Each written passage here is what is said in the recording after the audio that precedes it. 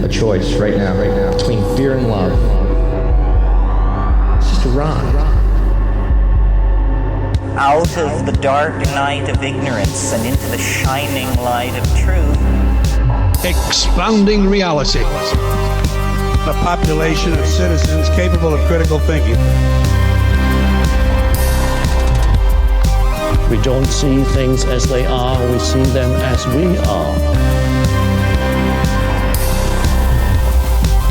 There's a level of reality where everything dissolves into an ocean of energy. We empower our experience by insisting on our authenticity. That's very profound. Very. Expanding reality. Welcome to Expanding Reality. I am your host, Brandon Thomas. On this episode, I got to sit down with Andy Chaplin. He is one of the co-hosts of the Paranormal Peepshow in the UK. It's a fantastic program over there, ran, of course, with Neil Geddes-Ward, who we've also already had on the show. It's wonderful to talk to Andy. He has such a wide variety of topics that he's interested in. We go into paranormal, entities, ghosts, mediumship, a little bit of UFOs and Slender Man and, entities and all this cool stuff, man. I mean, talking to Andy is great, and we go down some really deep spiritual rabbit holes as well. So it's got a little bit of everything. He's a wonderful talk to. You guys will really enjoy this episode. So without any further ado, Andy Chaplin. All right, gang, welcoming to the show, it is good friend Andy Chaplin. How are you today, buddy? Pretty good, Brandon. How are you? Every day above ground is a great one, man. Thank you so much for asking. So, Andy, you are one of the co-hosts of the Paranormal Peepshow over there in the UK. You guys gave me the honor of being a guest on your show. I was extremely grateful. That was a lot of fun, man. We had a good time.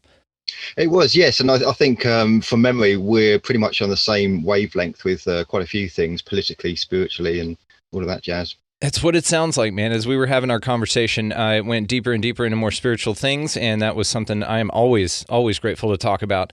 There has been this Higher Self Expo that I've been releasing episodes for, and I had a few of the guests on, which is very, very cool. I would love to get a few of them in touch with you guys over there so y'all can have a couple on as well. It's fantastic, man. It's very, very deep. All these people are incredible. So, besides the Paranormal Peep Show, man, and for my audience that doesn't know too much about you, if you don't mind, just let us know a little bit about yourself, brother. Okay, so I started off with a lot of woo-woo type experiences when I was younger, and that led me into a fascination with all things paranormal. But it kind of intrigued me, but scared me at the same time. So I shut it down basically up until around about the year 2000. That point, I kind of joined a couple of spiritualist churches and wanted to develop psychically, basically. I kind of this was the height of things like Most Haunted and kind of ghost TV shows like that, and had a medium called Derek Acora, who's very controversial, but he kind of like spurred me on into the idea of doing ghost investigations and mediumship. And so at the spiritualist development circles, we basically sit in a circle, as the name suggests, and try and tune in. And I found I was getting things fairly thick and fast. That sent me very much into a mediumistic level. We can go into a lot of different directions with this, Brandon, because I started off very kind of fluffy clouds and rainbows and everything's angels and everything's wonderful. And then like a juggernaut, in came a lot of other weird, freaky shit, including TI stuff. And for people who don't know what that's about, targeted individual stuff, which was just mind blowing. And that's kind of like a very condensed version. I can go into some of the experiences that I've had all the way from birth till up until maybe about 2 months ago when I had a Shadow Man experience. And I don't know if our interview that we had, I don't know if at that point it had happened or not, but it was a really intriguing one. We did. Yeah, you brought it up on the show, but it's fascinating. My audience, I don't think, has heard it unless they've heard that interview. And you also said something about a cigarette, which I appreciate, if you want to do that for us in your own words. So go ahead and tell us your story, mate. Remind me of the cigarette. You called it a fag, and we don't call it that. Yes, of course. Yeah. And right. so you said, well, for my American audience, cigarettes. And I was like, oh, I do remember that. Yeah, good call on that, man. It's a little bit of a touchy subject, that word in particular, but it means something different over there, and we are culturally embracing over here. So it's all good, brother. So tell us about your Shadow Man, man. That was cool. Okay, so I've had a lot of odd things happening over the years, and really not much has been happening for the past, I'd say, 10 or 15 years. Not that significant, really. But this one particular time was about 2 months ago, and something that I've noticed when things were properly woo-woo, which we might get into a bit later on, but they seem to be accompanied with helicopters, and they seem to be accompanied with like Earth-based human physical reality, weird things happening. And one thing that I was noticing way back in kind of like year 2000 to 2005, that was my proper weird moment in life. When I was getting odd stuff happening, I was getting a lot of helicopter activity, and you can kind of think, oh, well, maybe it's just, and this was 2 o'clock in the morning. You could kind of think, oh, maybe it's just kind of like a police search for a missing person, or maybe there's a robbery happening or something like that. But I was noticing it was happening like 2 o'clock in the morning for about 5 days in a row. And you just kind of think, well, how many missing people are there at 2 o'clock in the morning, 5 days in a row? How many burglaries are happening where they need a helicopter in the air for, for 5 days in a row? And I was sitting there because I'm a bit of a night owl, and I'm watching TV, and I'm up till late, and I'm noticing 2 o'clock is back again. This bloody thing's buzzing back again, and it was an actual physical buzzing helicopter. This is relevant because with the Shadow Man incident, I was off on a little walk, and I wasn't thinking woo-woo or paranormal, but I was off on a little walk in a field, and I just happened to notice this helicopter buzzing around, and it seemed to be buzzing around the field that I was walking in. And again, logically, and I think it's really important to always go to the rational and logical first before jumping in with anything woo-woo and supernatural. I was thinking, oh, yeah, here we go. So missing person, and my worry was my concern was maybe they're looking for like what's the word? A bad person, criminal, maybe a criminal on the run. Like a criminal, yeah. And maybe I was going to be confronted with police dogs and police vans and that kind of thing, but that didn't happen. But it seemed to be kind of like circling the field and following me. I carried on walking, and I was heading towards the river, and I noticed it was kind of like going where I was going. So it was kind of seemed to be tracking me in a weird way, but it was doing it in a very wide kind of berth. Carrying along the river. This is quite a remote part, so there are towns nearby, but this is a quite countrified part. I was sat at a bench. This helicopter, I kid you not, there's a beautiful lake in front of me, starts hovering around the lake where I'm sat. And it's kind of, at one point, it was sat there buzzing, almost looking at me, on the, kind of above the water, probably about 200 meters ahead, just looking at me. And I'm just thinking, do I look like a missing person? Like if I was a criminal, wouldn't I be hiding in a hedge or kind of like running away? What possible business have they got kind of buzzing me? And then it kind of like took me back to the weird woo-woo stuff in around about year 2000, 2005. And I thought, oh, okay. So I sat there, it was beginning to get dark. And I noticed to the right of me, there was like a shape that kind of like moved in. And that was very much corner of the eye thing. So it wasn't square on. And I wasn't expecting anything strange. I was just expecting like a dog or a fox or human or something like that. But the weird thing is, it made no sound. It just came in. I couldn't quite recognize it. And then it zipped off again. And I kind of looked round, and there was absolutely nothing there. And thought, a bit strange, because it seemed to be too small to be an actual human and too big to be like a dog or a fox. It was kind of in between. So I just ignored it. I just put it down to, I don't know, God knows what it was, muntjac deer, who knows. So then I got up, carried on walking down the river. The helicopter had gone by this point. I circled around because I do like a big loop, and I was walking along this particular river bank. And as I was coming along, there's a river on the right hand side, and there's horse fields on the left. So there's really not many places to go. Walking along, this was twilight, not completely dark, not completely light, in between. And I noticed what looked like a black kind of shadow silhouette of a person. Now, there is in psychological terms something called pareidolia, I think, where your mind interprets kind of shapes and tries to make sense of them. This 100% was not that. It was a figure. It was an absolute silhouette of a person. Again, I wasn't thinking woo-woo. I was thinking maybe this is where the fag bit comes in. I was thinking it was like a youth or something smoking a fag, and for our American audience, a fag is a cigarette. It's not a gay person. It's a cigarette. Yes, sir. We have to delete. It's just the times we live in, man. Go ahead. I know. So I thought it was somebody having a cigarette or smoking a joint. A lot of people smoke weed where I am now. Like everywhere you go, seems to smoke a weed. And I was thinking, that kind of awkward situation where you're on your own and somebody's coming, the other way, and there's no one else around, and the awkward moment of what do you do? Do you acknowledge them? Do you say hi, or kind of like that? You acknowledge them I because kind of they're like another human being, and you want to say hi, and you're a sweetheart to everybody. Yeah. exactly. And you're not sure if they're going to say, piss off or want to be left alone or whatever. And I was in my own little thoughts. So I was walking along and I was just kind of thinking, I hope it's not going to be trouble. I hope there's not like a gang of them kind of like wanting trouble. I got closer and closer. This black silhouette was kind of like started to move away from me slightly, and the weird thing was where the river was, the other side of that is a road, and you get cars coming and the headlights shine, and sometimes you can get kind of shadows kind of moving as the headlights go. And I was trying to work out whether this thing was moving in comparison to car headlights or my own shadow casting it, and I was kind of moving, but it wasn't. It was going on its own little volition. I got towards it, and I kid you not, it was about adult size, full human body. It was moving like a human. It melted into the metal fence as I got there. It just melted. There was nothing there. And I at that point, kind of like, it suddenly dawned on me, actually, this is not physical human reality. This is woo-woo stuff. And then I was thinking, well, what was that shape at the lake? And what was the helicopter? I didn't feel threatened. It didn't feel like it was a threatening being. Whether it was spirit or whether a lot of my friends seem to think it was ET related, I don't know. I don't have any missing time as far as I know, but I carried on walking, and I kind of like, I just thought in my mind, okay, that was nice. And I looked back and there was nothing there, literally nothing there. So that was the first experience of anything properly woo-woo for about 15 years. Wow. Have you ever had something like in the movies just run up when you're on a ghost investigation or anything like that, and just run up and scare the hell out of you? Like on the movies, that's all Hollywood stuff, right? Or does that happen in real life? Do you know what?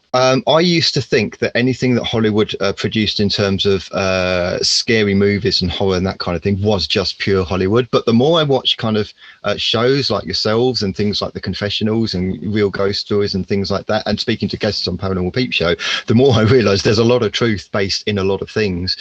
And in terms of anything running up to me, no. In terms of things trying to scare me, yes. In terms of things trying to invade my dreamscape, yes. Yeah, there's a lot of proper weird things. I'll tell you what else I'm noticing, Brandon, which is absolutely astounding. We have kind of like fictional made up beasts on Hollywood, things like kind of like the Slender Man and things like that. Okay, so Slender Man is kind of like I don't know how far it dates back, but I think it's back to either the 1990s or the 1980s. Yeah, he's not that old. It's relatively new. That old. Yeah. Yeah. But we're getting reports of some people swearing blind that they see these Slender Man or Wraith or Rake type beings. And I'm just wondering, is there some kind of strange consciousness that's tapping into human psyche, tapping into human subculture, dragging out images of what we find scary and kind of presenting itself as that? I think this is an awesome idea. This absolutely is possible, right? Because if you think of the tulpas, the thought forms, like that's all that is. Like you create that every time you have a thought about something crazy, it just manifests in some reality, whether this one or another one. That's the idea anyway. So if you're talking about people who like spend a lot of time and energy coming up with a character or a demon or a villain for a story, like a horror movie, something like that, then yeah, it's going to already be imbued with emotional energy and power from a human being creating that. So yeah, then if that could then be a tulpa or a thought form that manifests in reality in some way, then one would think that there could be an equally awesome entity that would be able to tap into your psyche and then bring that to life for you in whatever way that manifests as well. I mean, because these things pop out either just in your mind's eye or maybe in physical reality. The side of the eye thing is really interesting. I was talking to my nephew about this. He swears he keeps seeing somebody in the hallway over here. It's kind of scaring the shit out of me. I haven't seen it, and I asked him not to talk about it because I'm not I think it's interesting. I don't really care to think something's standing there that I can't see that he can see.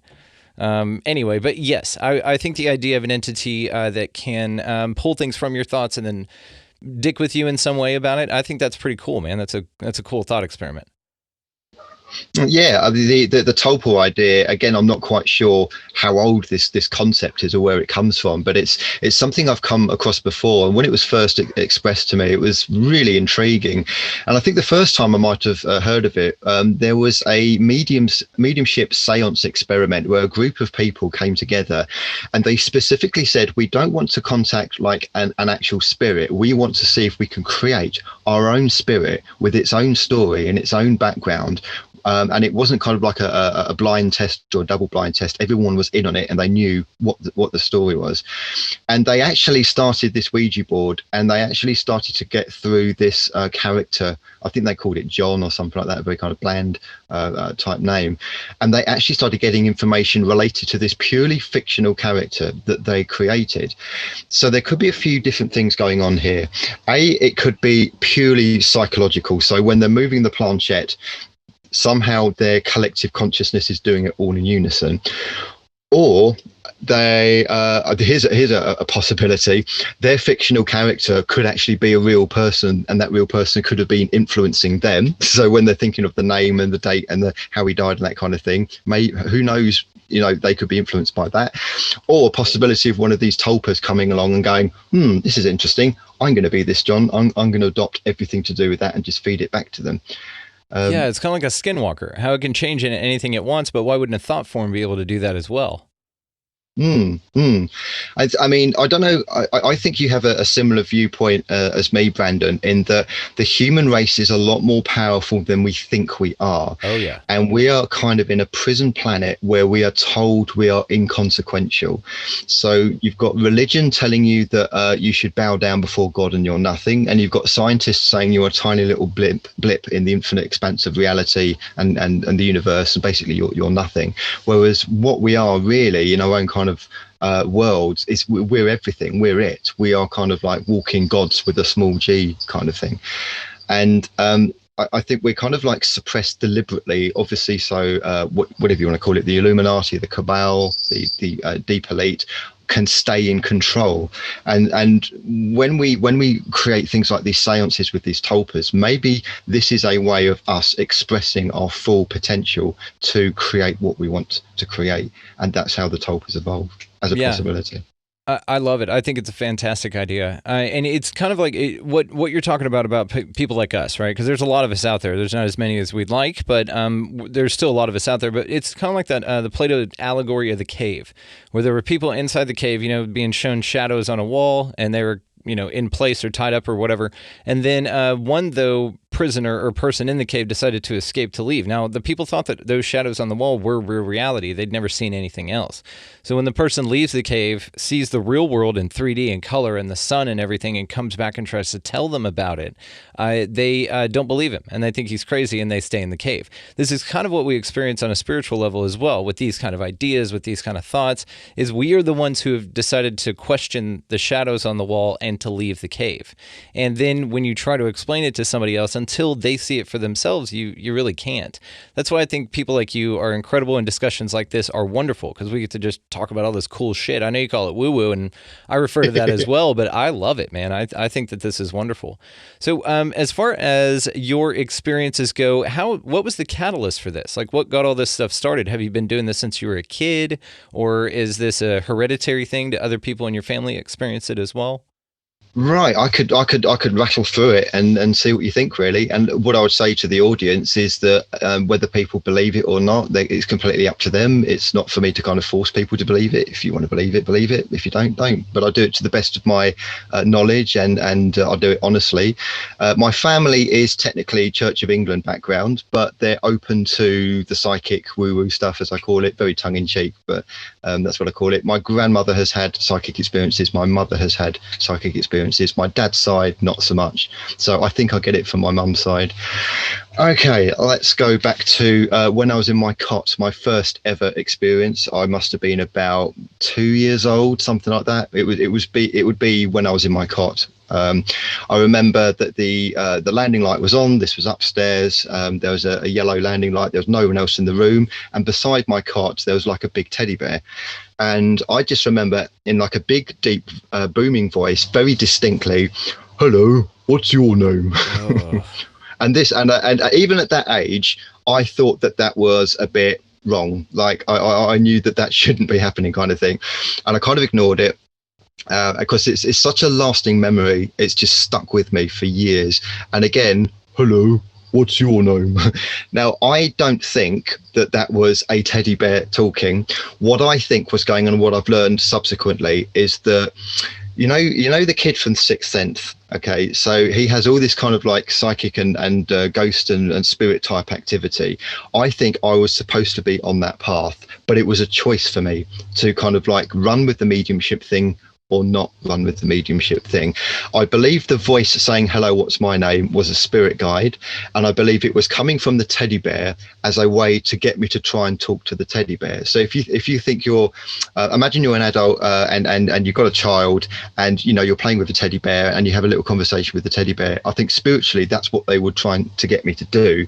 Because had I sat up and gone, hello, my name's Andy, and started conversing with this teddy bear, I think it would have gone in the direction of Sixth Sense. I think I would have started seeing spirit guides and spirit earlier, and I think it was a catalyst to try and get me on that pathway. However, what actually happened was I found it really freaky and I shut it down and I just closed my eyes and I just wanted it to go away, and it did. So this is why I believe it was a spirit guide, because the spirit guide would respect free will and would respect that if you really don't want to go down that path or you're not ready for it, then you're not ready for it.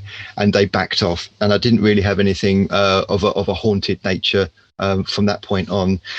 I've had deja vu. So this is rolling on to around about 4 or 5 years. This will be the first grade, as you'd call it, of school. And I had a very distinct dream. The dream was I'd been sent to the library for being naughty. I thought I wasn't particularly naughty, but I sent to the library for being naughty, given some work to do.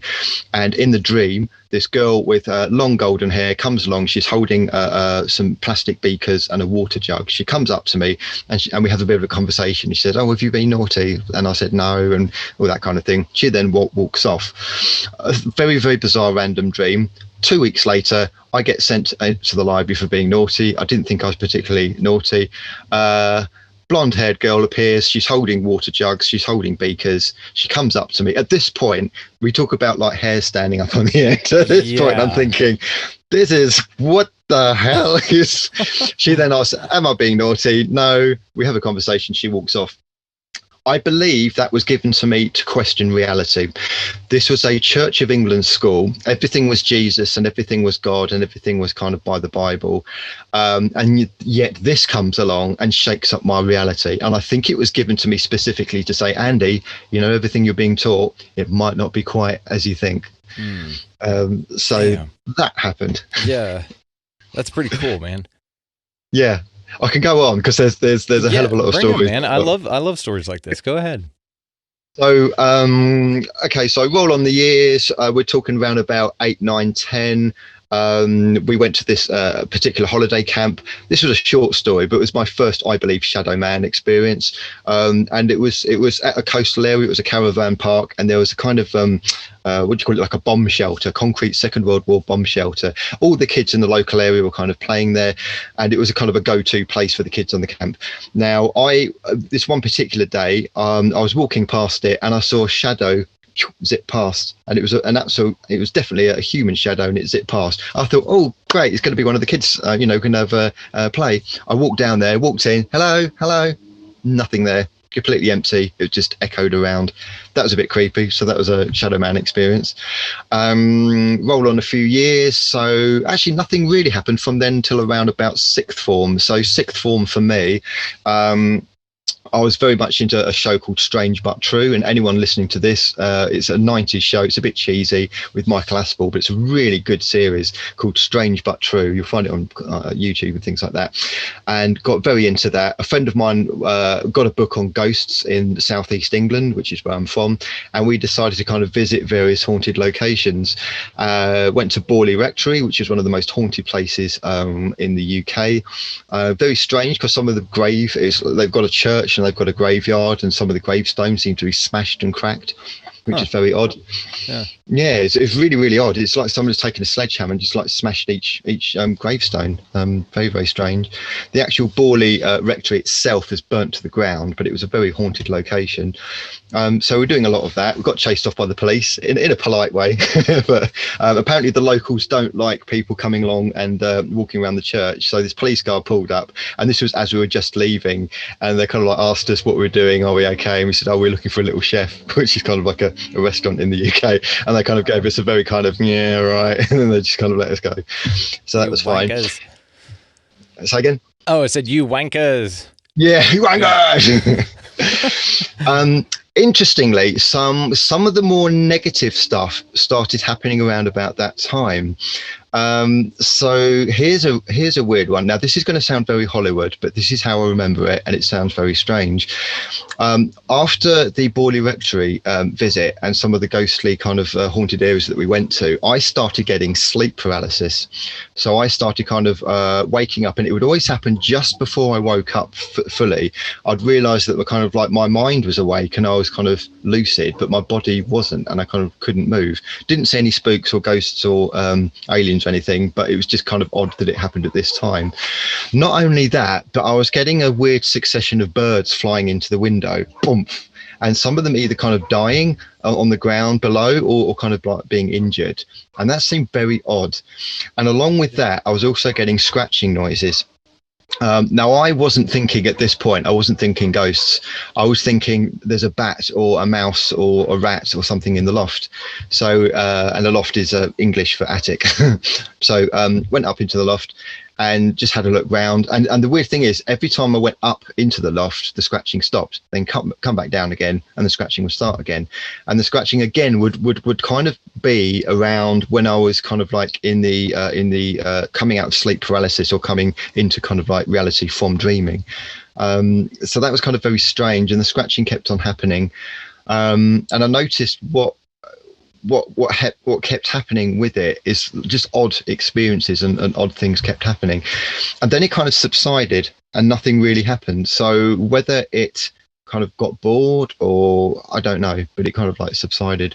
What really got me into the psychic and the spiritual, the reason I went to spiritualist churches, is that I actually had a cat that went missing. Now this is around about 2000, around about that time, and I went to go and see a psychic in Epping, and she was really good actually, and she told me a lot of things that were true about myself or things that then subsequently came true in my life. That kick started me to kind of watch things like ghost shows and Most Haunted and things like that, and that then kick-started me to things like the spiritualist church.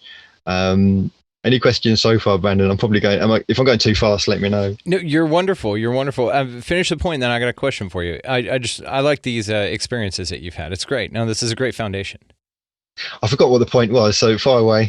Well, right on then. Okay, well, I was going to ask you, are you into cryptids at all, kind of like Bigfoot and, chupacabras and stuff like that?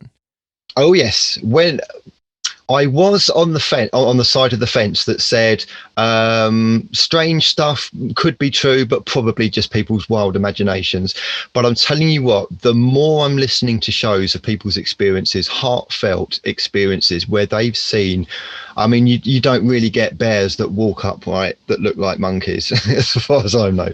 Right. And so the answer is yes. It sounds crazy, but there's so much. This world is so not what we think it is. Almost anything is possible, is my view on that. Agreed. Completely agreed. We don't know, and it's all possibilities. So do you think that cryptids are spirits or spirits are cryptids, or do you think that there's a total difference or that they're connected in any way at all? I definitely think there's a connection. I think that we as humans used to categorize things. So we'll put aliens over there, we'll put ghosts over there, we'll put cryptids down there, we'll put flying saucers down there. And, sometimes you'd have the ghost lot that wouldn't really talk to the alien lot, and the alien lot really wouldn't talk to the ghost lot. I think it's all connected. And I think what we're talking about is dimensions and realities. And I'll tell you what, when I saw the first Matrix movie, the hairs were just going up the back of my neck, because the dialogue in the Matrix movie, I just thought that's it. The Wachowski brothers, they know something here. And when there was the discussion of the Matrix, the Neo and the Oracle, and they were talking about programs, hacking programs. They were talking about, so what about vampires, or what about aliens, or what about ghosts? And the Oracle says it's programs hacking programs. And I think that's exactly what it is. Yeah. I'm a big fan of the interdimensional possibility as well, because Bigfoot could just be in a different dimension, and they kind of accidentally, because they're kind of dumb, right? Inherently, they're big goobers. And so they may have wandered into our yard, and then just had to get back, and that's why we really don't see them. We don't have bodies or anything like that from the people that have reported it. The same with like a chupacabra or wendigo or something like that. These things are awesome to me. A rake, like you said, shadow people. I mean, those fall more into the spirit line, but I agree with you that people have had these camps and these ideas that it's like UFOs are separate from paranormal, which are separate from cryptids, and I'm with you. I agree that I believe that they're all connected. I think that it's definitely one thing that's expressing itself in different mediums, right? Exactly that. And there's the phrase paranormal, which is beyond normal, supernatural. It's above natural. I think all of these things are natural. We just haven't got an explanation for what they are. I'm with you. It's all science that science hasn't figured out yet. Yeah, that's exactly what it is. And what's quite interesting is that more and more I'm beginning to realize that people who are seeing these cryptid, especially the Sasquatch type things, are also seeing things like UFOs and seeing things like aliens and spirits as well. And it seems, I tell you what, it seems to come in waves. So when you get people that start seeing UFOs, they will then start seeing ghosts and spirits as well. And when you start seeing when people start seeing ghosts and spirits, they might start seeing UFOs and ETs as well.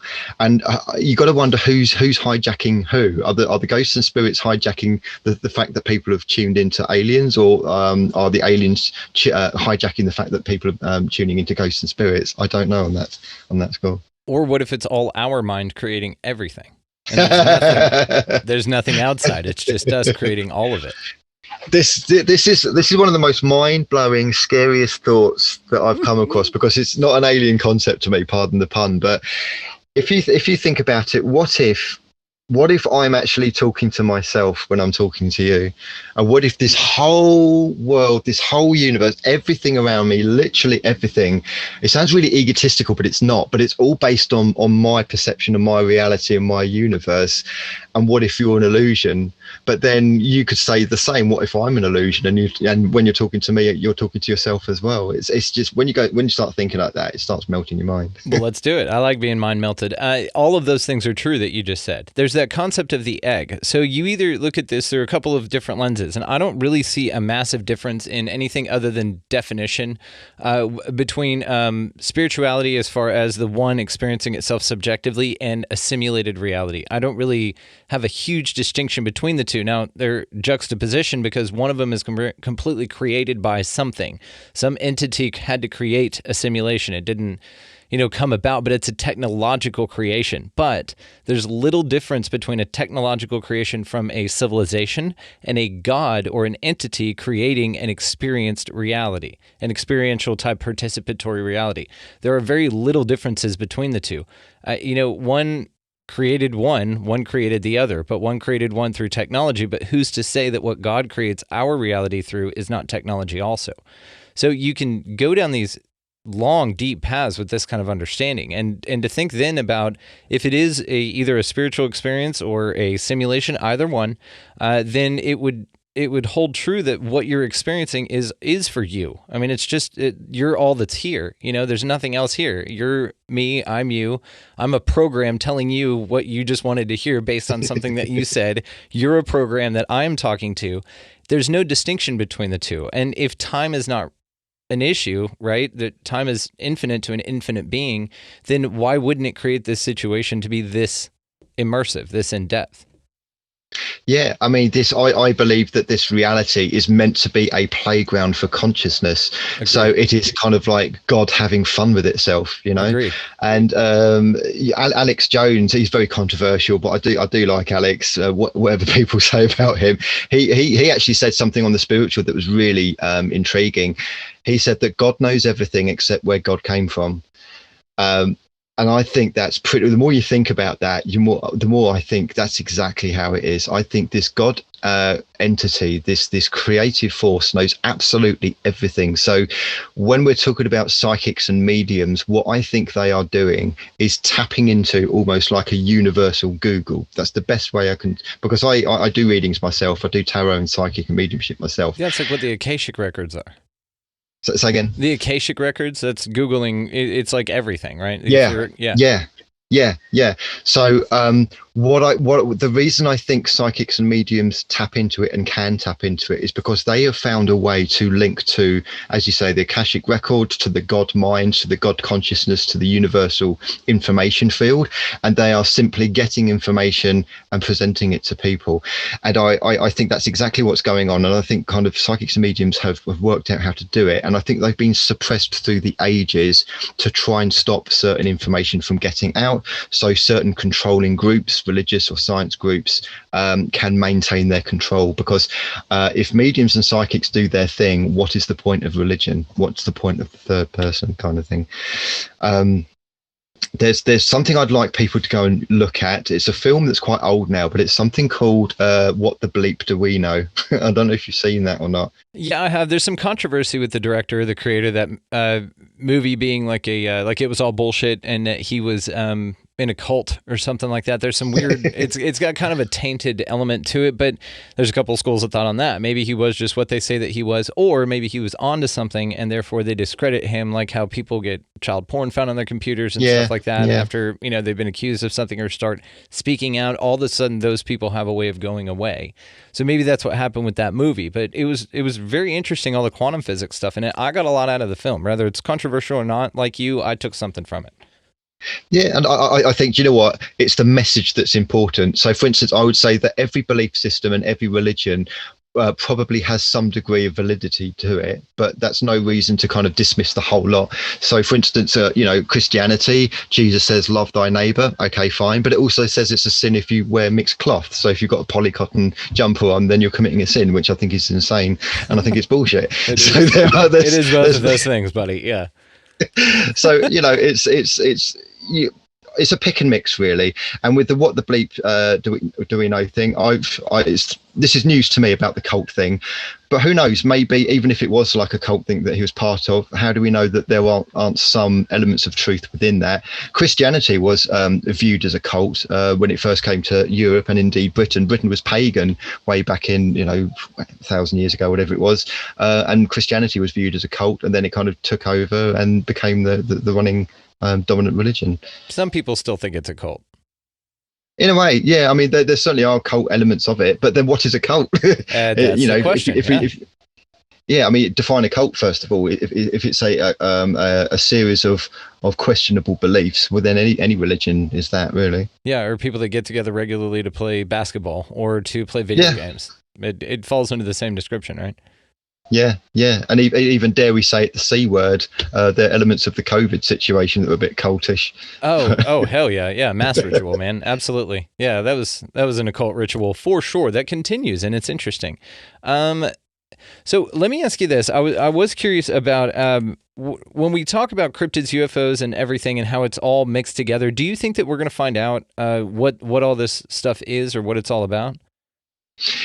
Here's the slightly disappointing thing. I used to kind of think that when you pass over, when your physical body dies and you go into the spirit world, whatever that is, you then become privy to all information, everything that is. But I'm kind of like realizing that actually sometimes spirit don't know it all. And so there are things in the spirit world that they don't know. And so we could carry all of the questions that we have about cryptids and Sasquatch and everything into the spirit world, and we would still not know, and we would still have to go other levels up to find out. But maybe, do you know what, maybe, Brandon, maybe that's the whole point of the mystery element. If we knew everything, wouldn't that be like a killjoy factor? It's like going to watch The Matrix, but being told the entire script, or kind of like what happened beforehand. My thoughts exactly. Yeah, I think we consciously make a choice not to know something. Whether we'll find out about these things, I think we find out as we go along. And I think that if you get abducted by aliens, then you know that aliens are real. If you see a Sasquatch, then you know Sasquatch is real. You know, this says it though, right? I mean, you've hit on, you've just kind of breezed over it, but you hit on a very massive concept, right? Because you don't understand something until you observe or experience it.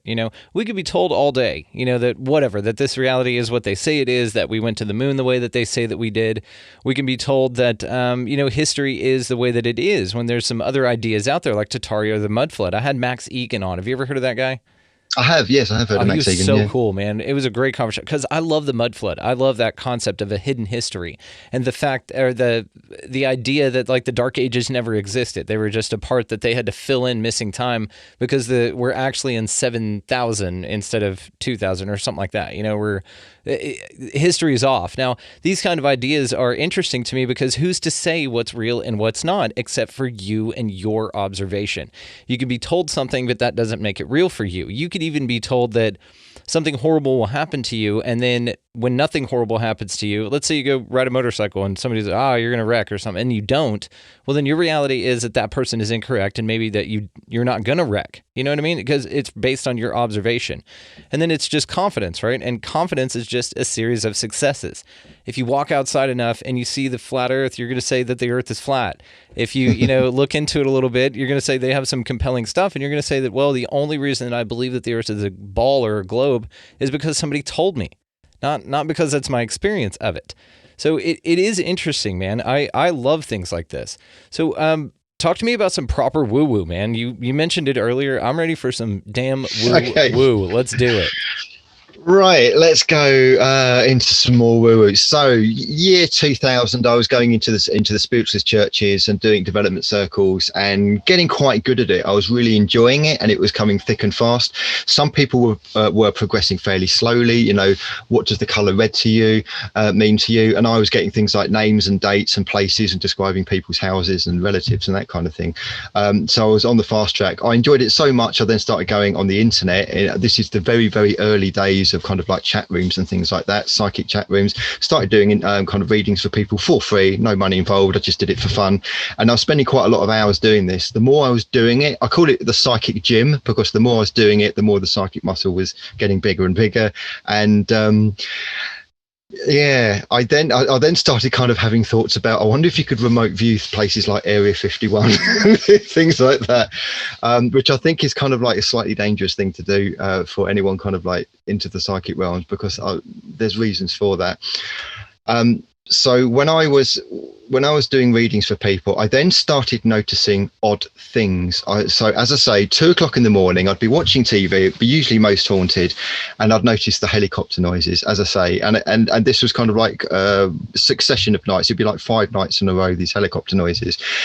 As well as that, I was getting people following me. If I was like running or jogging, which I did a lot of, people would be flashing their headlights, or they'd be shouting abuse out of the window at me.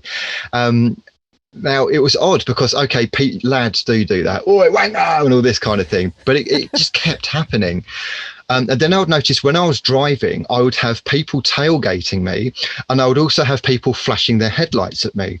And it was also in both directions. And this wasn't just a couple of times. It was again and again and again and again. And it was flashing headlights. It was to the point where I got home and I was looking at testing all of my lights, testing my indicators, testing my headlights, testing my brake lights, testing my rear lights. Everything's fine. No punctures. What the bloody hell are they? Why are they doing this? Even cars coming towards me, flashing their headlights. What the bloody hell is going on? Then I started getting weird telephone noises. So on my telephone, and it's my old telephone, but there's this weird noise that it was making, like a dick, and like a high pitch, like it's dick, squeak, like a high pitched squeaking. Then do that last one again. Say again, Brandon. Give me that last one again. It's like a beep, squeak. It's like it's really hard to kind of like, it's like a squeak, but it's high pitch. Yeah, kind of like your smoke detector's going out, like a battery's low on your smoke. Okay. Yes. Was like your smoke detector going out? No, it's the telephone. Okay, ruled that out. It's 100%. Something else. Okay. Yeah, we've got smoke detectors. Those have gone off in the past. That's another story. But this was the telephone. It was quite a distinct noise, and it was higher pitch than the smoke detector. I also then started getting weird phone calls. So I would get phone calls where nobody was there. I was getting phone calls where it was just dead. I get phone calls where, again, this noise was like dick, dick, dick, dick, dick, dick, dick. And we got to the point where we were phoning BT, which is British Telecom, to find out if they were testing the lines or if there's a fault with the line. No, nothing, no testing going on. Everything's fine. Now, can we rule out that this was Neil messing with you? Neil I didn't know Geddes-Ward, Neil your at that co-host? point. Oh, okay. I didn't know Neil, and I don't know. He's never pranked me before. But no, I met Neil in around about 2010-ish. So Okay. the woo woo stuff is about 2000. And I don't know how anyone would replicate the noises. I mean, they could, but it was just odd. I also did get one death threat, which I just laughed at. Really? Okay. What was that like? That was literally, again, it was about 2:00 in the morning, and I got this phone call and says, "I'm going to kill you." That was it? Yeah, that was it. And I just said, "Oh, that's nice," and just hang up. Did they say why? Did they know you? I mean, anything? No. Just, I'm going to kill you. Yeah. I took it as a prank. At this point, I did actually have my number in the yellow pages, so there could have been pranksters, but this wasn't kind of, "Oh, we're going to kill you," and then laughing in the background. This was just completely deadpan. One person, male, just very kind of like casually saying, "I'm going to kill you." Can you track the number back? Or do you guys have the ability to do that? You can call your phone company and say, "Hey, at this time we received a call." There's something called 1471, which I tried, and nothing. You can block it. You can dial something like what is it, 12151 or something blocks you from doing that. Get this, it gets weirder. So one of the other calls, two other odd calls, one of them was, again, 2 or 3 o'clock in the morning, and it sounded like, the best thing I can say, it sounded like either a transsexual person or like a trans person saying, "Hi Andy, I want a reading with you." It sounded kind of like a male who's pretending to be female, but there was 2 of them, and they were kind of like, "Oh please, we're really horny, we want a reading from you." That was definitely Neil. It could well have been Neil. So that was an odd one. And what was the other one? The one that was more odd than that was, there was somebody that phoned up, and he was like really, really hyper, and he was kind of like, "Oh man, the government are listening to us, and they're listening to us. They're doing everything they can to kind of like follow us. Like the government, they're in our minds. They've got like satellites that can go into our minds, man." And like, I'm into the conspiracy and the psychic woo woo, but this sounded like somebody who had mental problems or was kind of like psychotic or schizophrenic or something like that. So I wasn't rude or anything. I didn't tell him to F off. I just said, "Oh, okay, that's nice." But what was weird was the coincidence of it. He'd phoned my number. Why'd he phone my number? And he was talking about lots of conspiratorial woo-woo stuff that I now believe in, but didn't at the time. We then kind of ended the conversation, and I did do 1471, and it did go through to psychiatric unit. I spoke to a nurse, and I said, I don't suppose this is a psychiatric unit, is it?" And she goes, "Yeah, it is." And I go, "Oh, I think one of your patients called me." Now, what is quite interesting is, why did that particular patient particularly call me? Yeah. Out of all the telephone numbers, all the people, was it just randomly punching numbers in? Did somebody prompt him to call that? Did he find my number from somewhere? That's an odd one. The more I'm thinking about it, the more woo-woo stuff I can think of. Please. What else you got? Okay, so I should really kind of have these as a bit of a timeline. You're good, man. Just keep shooting them out. Some of the most intriguing things I found on other podcasts are people talking about reality glitches or things that seem bloody impossible that happen anyway. So one particular time was what I call the cinema incident. So there's a group of us that used to go, a group of lads, we used to go to the cinema quite regularly, more or less every weekend at one point to see films. Fantastic. So we pile into my friend's car, little Polo, Volkswagen Polo. We're going off to Stevenage, which is a town in England, just above London, and nothing out of the ordinary. This was kind of like summertime, it was light, and we came across this very slow moving car, and it was on the left hand side, and I said, "Oh, just overtake this, come on, we need to see the film, overtake this." We overtake it, and I kid you not, I looked over and there was no one driving it. Nuh-uh. And I thought, could it be a little old lady? Is she kind of she's like hunkered doing down. this? Yeah. And I just, and it was right here. The car was right next to us. I looked over, and I kid you not, there was nobody bloody driving it. Nobody driving it. We overtook it, and my friend in front, because I was in the back, my friend in front turned around and said, "Did you see that?" And I said, "Yeah, there was no one driving that, was there?" Now, was it a prank? Was it a TV show? Was it? And this was way before self-driving cars. So I know, kind of like, I think it's Tesla or whoever it is are doing AI self-driving cars. This was around about 2003, 2004-ish, way before that. Could it be a prank? Could it become someone with a remote control that's driving it, and kind of like a prank TV show, but you'd expect it to be on some kind of TV show? No, it's a ghost, bro. England, you guys got a ton of them over there. They just drive cars around. They're just doing everything. Yeah, and it just seems so out of place because it was so slow. Like the speed limit along this stretch was 40 miles an hour. This must have been doing about 20 miles an hour. Everyone was overtaking it. I have no explanation. I don't expect people to believe it. They don't have to. All I can say is, hand on heart, I would happily take a lie detector test and swear on it. Now, I mentioned that because there are some people in other podcasts also mentioning these reality glitches where things impossible happen that shouldn't happen. Like somebody was talking about seeing a Sasquatch and UFOs out in the country, and they said they were on this boat, and this boat came towards them, and there was no one driving the boat, and then it sped off again. Now, 25 years ago, 30 years ago, I would call that person absolutely nuts. But now I'm thinking, do you know what? We don't know what's going on in this reality. Yeah. We don't know what's going on. Landed by sea, stuff's just driving itself around. That's crazy, man. Well, it is. It's nuts. And I know it's nuts. And I know it sounds nuts. It sounds interesting. I mean, it sounds cool. It sounds like just another one of those anomalies out here that we can't explain that we love talking about. And so that's totally awesome, man. So what is like the craziest ghost story that you've ever heard? Like from anybody ever, not your own, whatever, just crazy ass ghost story. Because I know you get bombarded with them being doing the work you do. So hard, because I've seen, honestly, I'm addicted to podcasts on ghosts and paranormal stuff. So I hear so many.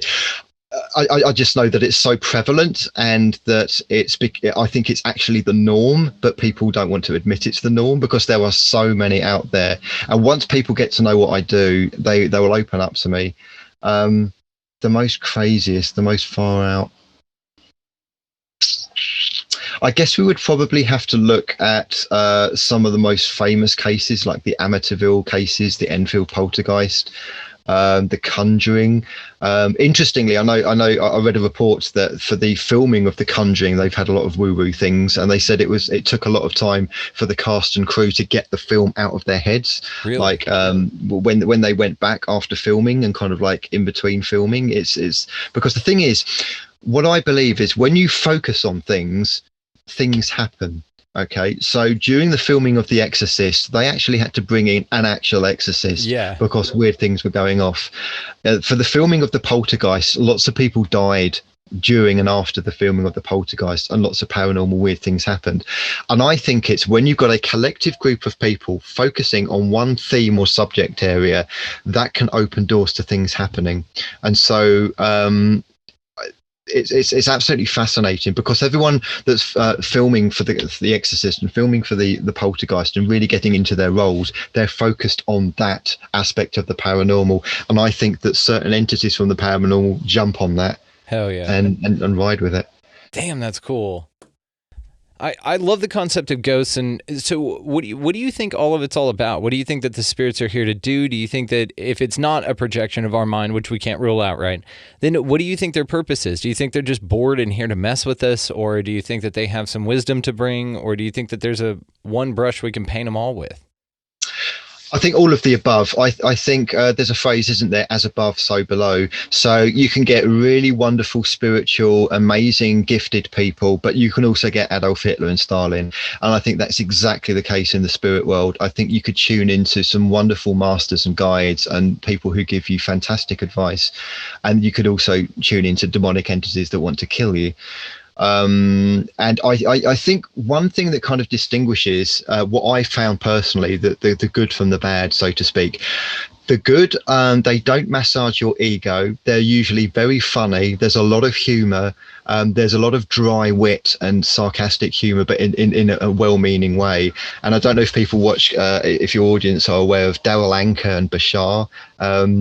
I quite like Daryl Anka and I quite like Bashar. Again, it's controversial, but I think like things on a positive, upbeat kind of way can be quite on the light side of things. When you get things that are dark, these are ones that kind of like massage your ego, tell you that you're going to save the world, or you need to do this or you need to do that. There's a lot of theories that Hitler was actually influenced by demonic beings or dark entities. I mean, he started out as like a landscape painter in Austria. You know, how do you go from watercolors to mass murder? But he took the self-esteem. He has a lack of self-esteem. Yeah. Yeah, that's exactly it. The dark side will play on your ego, and they will slowly manipulate you. And when it gets to like a crescendo, you get things like the Aztec murders, where the Aztec high priests would be murdering 20,000 people in one go. And this is talking to their star gods, their space gods. And you talk about child sacrifice, you know, in pagan or druidic times. And it was all over, everywhere you go, every culture seems to be doing kind of like these sacrifices and these murders. And I don't think that darkness has ever gone away, but I think it changes form. And so when we get people like Hitler coming along, I think he was absolutely swept up with evil and darkness. And I think that behind Hitler is a deep, dark, destructive, the opposite of God force, and it manifests with Hitlerism, it manifests with Stalinism, it manifests with communism, and I think it hasn't finished yet. I think it's an ongoing thing. You know, an interesting idea that I had that I heard recently, this is not mine, but I find it fascinating, is that the earth is a spirit, right? Like the earth is a living entity and a spirit, which is not too far removed from what we all understand anyway, Mother Gaia. Earth, right? Yeah. Gaia, absolutely. But that something happened, and the satanic force that's here is actually the spirit of another planet that was roaming around that didn't have its planet anymore because it got destroyed. You may say, you know, Marduk, what is the planet in between the Jupiter and Mars that's now the asteroid belt that got destroyed?